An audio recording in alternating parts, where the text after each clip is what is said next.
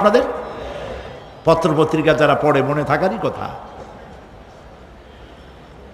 রাশিয়ার একটা রকেট, এটার কত বড় হবে, ওইটা ভেঙে চুরে পড়বে, সে ভয়তে দুনিয়া অস্থির।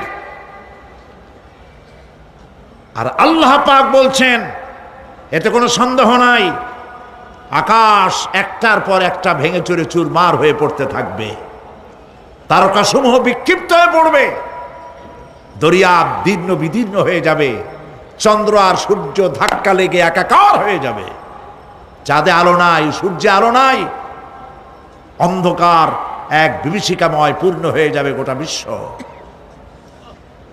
পাহাড়গুলো উঁচু করে মাটির উপরে আছাড় করা হবে, এক ধাক্কায় পাহাড়গুলো ভেঙে চুরে চুরমার হয়ে যাবে। সুবহানাল্লাহ। এই অবস্থা যখন, এই ভয়ঙ্কর